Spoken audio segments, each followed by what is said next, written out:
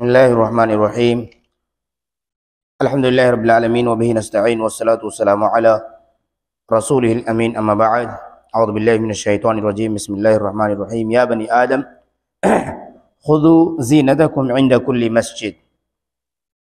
आदाब मस्जिद के अहकाम बयान और मसाइल आपके सामने पेश किए जा रहे हैं।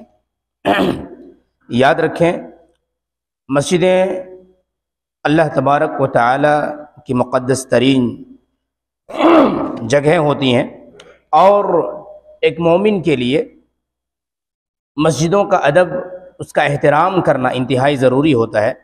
यहाँ तक कि एक मोमिन अगर मस्जिद में आ रहा है तो उसके आने का अंदाज़, उसके पहनावे, इन तमाम चीज़ों में एक नुमाया फ़र्क नज़र आना चाहिए। अल्लाह तबारक व तआला ने फरमाया या बनी आदम, ऐ बनी आदम, ऐ आदम के औलाद, खुदू ज़ीनतकुम इंद कुल्ली मस्जिद। जब भी तुम मस्जिद की तरफ जाओ, मस्जिद जाओ तो ज़ीनत इख्तियार करो। जिस तरीके से आप देखते हैं ना, खुसूसी एहतमाम, लोग कहीं किसी पार्टी में जा रहे हैं, किसी प्रोग्राम में जा रहे हैं, किसी शादी में जा रहे हैं, कहीं घूमने जा रहे हैं, कहीं बाज़ार जा रहे हैं, तो एक खुसूसी एहतमाम इंसान करता है, अपने आप को मुज़य्यन करता है। तो अल्लाह तबारक व तआला ने हमें और आपको खुसूसी हुक्म दिया कि जब आप मस्जिद आएँ तो खुसूसी एहतमाम करें, खुसूसी तौर पर आदमी अपने आप को मुज़य्यन करे, बेहतर लिबास पहने, खुशबू इस्तेमाल करे, बालों में कंघी कर ले और दीगर जो भी तरीक़े हो सकते हैं मुज़य्यन करने के जायज़ तरीक़े, उन तमाम को बुरे कार लाने चाहिए। जब आप मस्जिद में आएँ तो सबसे पहला काम मस्जिद में आते हुए ये करना चाहिए कि आदमी को घर से वज़ू करके चलना चाहिए। वज़ू करके चलने का फ़ायदा मैंने आपको बताया कि जो ही आप घर से निकलते हैं, अल्लाह तबारक व तआला की तरफ से आप नमाज में शुमार किए जाते हैं। आपका एक एक कदम जो आपका उठता है उसमें आपको सवाब मिलता है, आपके गुनाह मिटते हैं। ये तमाम चीज़ें, ये तमाम फ़ायदे आपको उस वक्त मिलता है जब आप वज़ू करके घर से चलते हैं।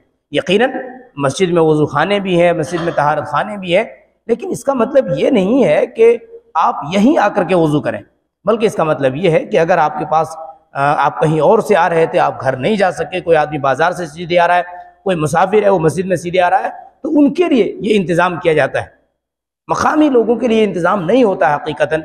जो लोग घर से वज़ू करके आ सकते हैं उनको लाजिमन घर से वज़ू करके आना ही चाहिए। आप अल्लाह के रसूल सल्लल्लाहु अलैहि वसल्लम के दौर में मसाजिद को देखेंगे तो वहाँ पे आपको ये तहारत खाने, ये वज़ू खाने वगैरह नहीं मिलेंगे, क्योंकि सहाबा किराम रज़ियल्लाहु तआला अन्हुम अजमईन घर से वज़ू करके आने के आदी थे और वो हमेशा घर से ही वज़ू करके आया करते थे। लेकिन मुसाफिरों की तादाद और अजनबियों की तादाद जब बढ़ने लगी और तो उसके हिसाब से फिर वज़ू का एहतमाम, पानी वगैरह का इंतज़ाम और दीगर चीज़ें की जाने लगी। जब आप मस्जिद में आए तो सबसे पहले मस्जिद में दाखिल होने की दुआ पढ़ें।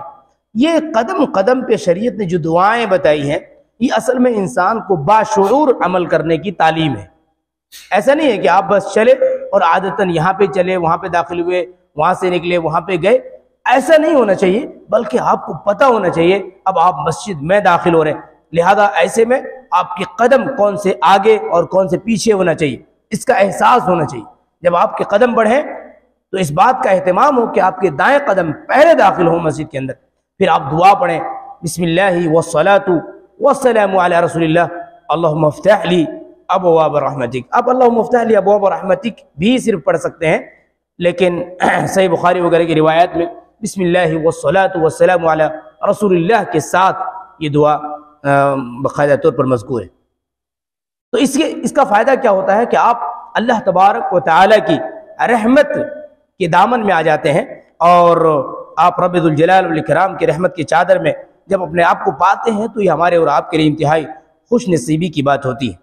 बदबूदार चीज़ें खा करके मस्जिद में हरगिज़ नहीं आना चाहिए, बल्कि इस बात का एहतमाम हो कि मैं मस्जिद में जाने वाला हूँ तो कोई ऐसी चीज़ जिसके ख़ास किस्म का स्मेल हो, जिससे इंसान को कराहियत होती है, जिससे इंसान को नापसंदीदगी होती है, उन चीज़ों से अपने आप को बचाना। मिसाल के तौर पर कच्चा लहसुन है या कच्चा प्याज है या इस टाइप की और भी चीज़ें हो सकती हैं जिसके बू से आदमी को तकलीफ़ होती है, और जिन चीज़ों से आदमी को तकलीफ़ होती है उमूमन उन चीज़ों से फरिश्तों को भी तकलीफ़ पहुँचती है। अल्लाह के रसूल सल्लल्लाहु अलैहि वसल्लम कच्चा लहसुन, कच्चा प्याज कभी नहीं खाते थे। क्यों? इसलिए कि आपके पास फरिश्तों का आमतौर पर आना जाना रहता था, लिहाजा अल्लाह के रसूल सल्लल्लाहु अलैहि वसल्लम ये चीज़ें इस्तेमाल नहीं करते। आज कितने ही लोग हैं जो बेचारे जब आते हैं ना तो वो पहला काम ये करते हैं कि मस्जिद में दाखिल होने से पहले ही बाकायदा तौर पर सिगरेट का इस्तेमाल करना, बीड़ी का इस्तेमाल करना, तंबाकू का इस्तेमाल करना और न मालूम ये अलग अलग तरीके के जो सुपारी वगैरह आती हैं वो चीज़ें इस्तेमाल करना, गुटखा वगैरह इस्तेमाल करना। और फिर जब यहाँ पे मस्जिद में दाखिल होते हैं तो आप उनके बाजू में खड़े हो जाओ और उसके बाद लुत्फ लो। ये बहुत ही ख़तरनाक है, बहुत ही ख़तरनाक है। जिन चीज़ों से इंसानों को तकलीफ़ पहुँचती है उनसे फरिश्तों को भी तकलीफ़ होती है और बड़ी कराहियत होती है। वाक़तन अगर आपके बाजू में, बिलखुसूस मेरी हालत तो ये होती है कि अगर मेरे बाजू में कोई बीड़ी पिया हुआ आदमी खड़ा हो जाए, सिगरेट पिया हुआ आदमी खड़ा हो जाए, इसी तरीके से गुटखा खाया हुआ आदमी खड़ा हो जाए, हर सांस के साथ जो अजियत होती है ना वो नाकाबिले बयान है।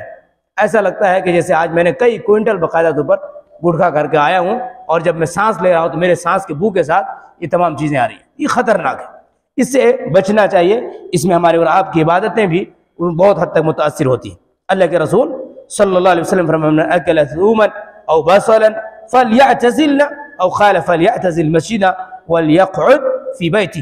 कितना सख्त जुमला है, सही बुखारी की रिवायत है। जो कोई प्याज खाए तो वो हमसे अलग रहे, जो आदमी लहसुन खाए वो हमसे अलग रहे, या फरमाया वो हमारी मस्जिद से दूर रहे और अपने घर में बैठा रहे। अल्लाह अकबर, ये जुमला जरा गौर कीजिए, वो अपने घर में बैठा रहे, वो मस्जिद में ना आए। ये बात अल्लाह के रसूल सल्लल्लाहु अलैहि वसल्लम इरशाद फरमाते हैं। इस जुमले में जो सख्ती नजर आती है वो कितनी शिद्दत के साथ। लिहाजा मेरे भाइयों, इन चीज़ों से गुरेज करना ज़रूरी है। इसी तरीके से अल्लाह के रसूल सल्लल्लाहु अलैहि वसल्लम के बारे में सहाबी रसूल हज़रत उमर बिन ख़त्ताब रज़ियल्लाहु ताला अन्हु ने दुरान खुतबा फरमाया कि लक़द रअयतु रसूलुल्लाह सल्लल्लाहु अलैहि वसल्लम इज़ा वजद रिहुमा मिन अर्रजुली फ़िल मस्जिद अमर बिही फ़उख़रिज इलल बक़ी। अलबत्ता मैंने अल्लाह के रसूल को देखा जब आप किसी आदमी से इन दोनों यानी लहसुन और प्याज की बदबू पाते तो आप उसे मस्जिद से निकालने का हुक्म देते और उसे बकी की तरफ निकाल दिया जाता। मस्जिद से निकाल दिया जाता है ऐसे आदमी को जिसके मुंह से प्याज की बदबू आती या लहसुन की बदबू आती। तो क्या आज गुटखा खोरों को और बीड़ी वालों को और सिगरेट वालों को मस्जिद से कान पकड़ के बाहर नहीं निकाल देना चाहिए? भैया ये आम ग़िज़ा में है ना हमारा शामिल, क्या लहसुन और प्याज। तकरीबन दुनिया के तमाम हिस्सों में ये मसाला जात के तौर पर इस्तेमाल होते हैं, सलाद के तौर पर भी इस्तेमाल होता है। लहसुन का ना मालूम कितनी इसकी दवाइयाँ बनती हैं, लेकिन इन सब के बावजूद अल्लाह के रसूल सल्लल्लाहु अलैहि वसल्लम ऐसे लोगों को मस्जिद से निकलवा दिया करते थे जिनके मुंह से इस किस्म की बदबू आती थी। लेकिन आज हमने पूरा मामला बदबूदार करके रखा हुआ। इसी तरीके से मस्जिद में थूकना या गंदगी फैलाना, कागज़ वगैरह फेंकना, कोई और काम करना, गंदगी की जितनी भी नौइयत है उन तमाम से अल्लाह के रसूल सल्लल्लाहु अलैहि वसल्लम ने हमें और आपको मना फरमाया।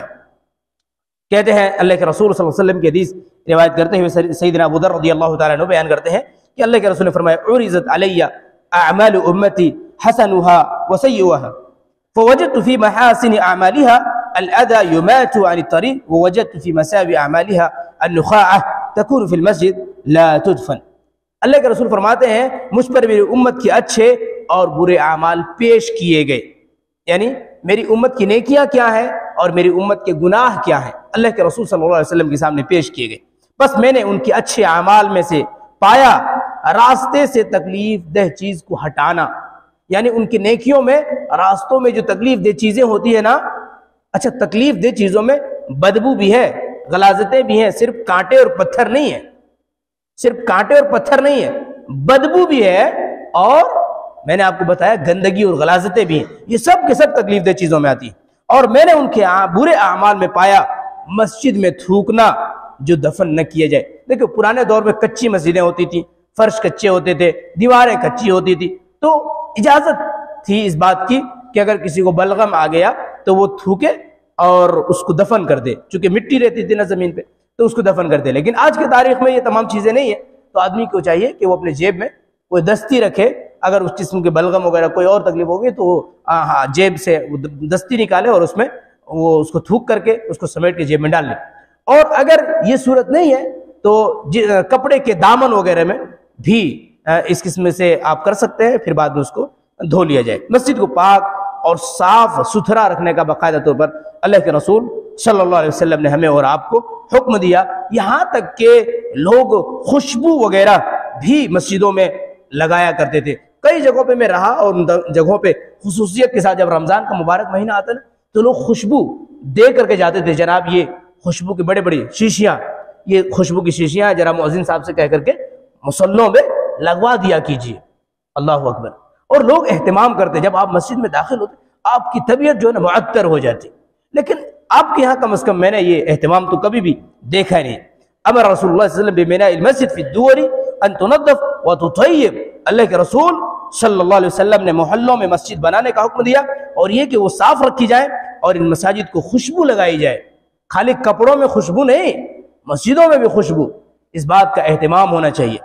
तहियतुल मस्जिद की अदायगी, तहियतुल मस्जिद, जब भी आप मस्जिद में आए बावुज़ू होके आए और मस्जिद में दाखिल होने के बाद बैठने से पहले 2 रकत नमाज जरूर पढ़ना चाहिए, क्योंकि ये तहियतुल मस्जिद इसकी बड़ी अहमियत है, बड़ी फजीलत है। अल्लाह के रसूल सल्लल्लाहु अलैहि वसल्लम ने हमें और आपको बैठने से पहले 2 रकत नमाज पढ़ने का हुक्म दिया है।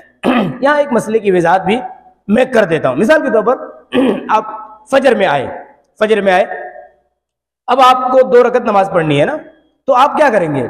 आप सिंपल करेंगे, जब जो ही आप आए ना तो आपको 2 रकत फजर से पहले की नमाज पढ़नी है, तहियतुल मस्जिद भी नमाज पढ़नी है। तहियतुल मस्जिद है क्या? तहियतुल मस्जिद ये है कि जब भी आप मस्जिद में आते हैं तो सबसे पहले 2 रकत नमाज पढ़नी चाहिए। ये है तहियतुल मस्जिद। चाहे वो 2 रकत नमाज आपकी सुन्नत फजर हो, चाहे वो सुन्नत ज़ुहर हो, सुन्नत मगरिब हो, सुन्नत इशा हो या कोई और सुन्नत हो, सबसे पहले जो 2 नमाजें पढ़ी जाती है 2 रकत, वो गोया कि आपके तहियतुल मस्जिद हो गई। अगर नमाज का वक्त नहीं है, उस वक्त आपको कोई सुन्नत नहीं पढ़नी है, तो आप इजाफी तौर पर वो नमाज पढ़ेंगे। यानी आप जैसे फजर में आए, आपने फजर की 2 रकत सुन्नतें पढ़ी, साथ में आपने उसमें तहियतुल मस्जिद की नियत की, दोनों नमाजें एक साथ आपकी हो गई। क्यों?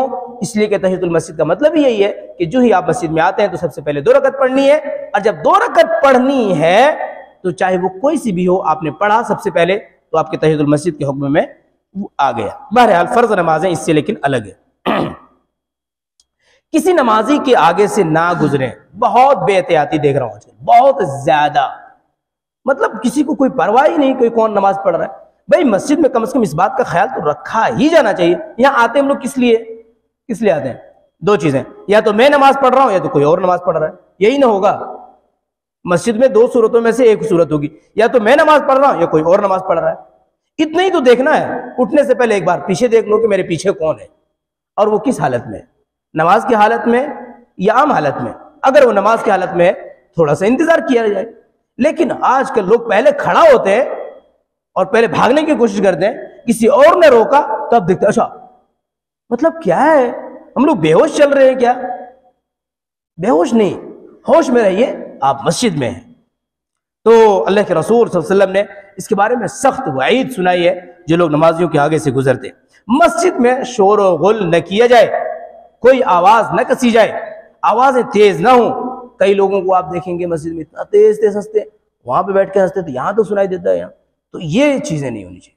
अगर आपको हंसनी भी, अगर आपको हंसना ही है थोड़ा बहुत हल्के अंदाज में हंस लीजिए, लेकिन ये लंबी मजलिसें इस किस्म की ना होनी चाहिए कि पूरे हंसे जा रहे हैं और हंसे जा रहे हैं। मजलिस तज़हीक जो है ना मस्जिद में कायम नहीं करना चाहिए। मजलिस इबादत, मजलिस ज़िक्र, मजलिस तिलावत कुरान, मजलिस तदब्बुर कुरान, ये वो मजलिसें हैं जो आपको मस्जिद में कायम करनी है। मजलिस तफरीह नहीं, यहाँ पे तफरीह का सामान नहीं करनी है। ये जगह वो नहीं है, यहाँ हम घूमने नहीं आते हैं, घूमने के लिए और जगह है। यहाँ मजाक करने हम नहीं आते हैं, उसके लिए और जगह है। देखिए तमाम चीज़ें, इन चीज़ों से बचना चाहिए। अल्लाह के रसूल सल्लल्लाहु अलैहि वसल्लम ने हमें और आपको इन चीज़ों से मना किया। एक मरतबे सैयदना उमर खत्ताब रज़ियल्लाहु तआला अन्हु कहते हैं कि हज़रत साइब बिन यजीद से रिवायत है, फरमाते कि मैं मस्जिद में खड़ा था तो किसी ने मुझे कंकरी मारी। आज भी बड़े छेड़खानी होते ना, पता चला आ गए ले बेटा उठा के फलाना को मार दिया। वो बेचारा तिलावत मसरूफ था, उसकी नज़र उधर गए, फिर उधर से उधर मुतवज्जा और फिर वो गारत, वो मुसीबत आ गई। बस जब मैंने देखा तो वो सैयदना उमर रज़ियल्लाहु ताला अन्हु थे, तो उन्होंने क्या कहा, इज़हब फ़अतिनी बिहादैन, आपने क्या फरमाया, उठो और जाके उन दोनों को पकड़ के लाओ, लेके आओ। फजिअतुहुमा बिहिमा क़ाल मन अंतुमा औ मिन ऐन अंतुमा, तुम दोनों कौन हो या तुम दोनों कहां से आए हो। दो लोग थे अजनबी, उनको बुलाने के लिए हज़रत उमर रज़ियल्लाहु अन्हु ने कहा, क़ाल मिन अहली ताइफ, उन्होंने कहा हम ताइफ से आए हुए हैं। क़ाल लौ कुन्तुमा मिन अहलिल बलदी लअवजअतुकुमा, अगर तुम मकामी होते ना, मकामी होते तो मैं तुम दोनों को जरूर सजा देता। आज थोड़ा सा मामला उल्टा है, अजनबी है तो पूरी ताकत का इस्तेमाल, अपनी शिद्दत का इस्तेमाल, अपनी कुव्वत का इस्तेमाल, और अगर मकामी है तो फुस। चूंकि मकामी वाला है ना, उसके पास भी कुव्वत है, उसके पास भी ताकत है, उसके पास भी इख्तियारात है, तो वहां पे जबान नहीं खुलनी है। अजनबी आदमी, हाँ अब वो दूसरे के मोहल्ले में आया है ना, उसको ताकत दिखाओ, उसको कुव्वत दिखाओ।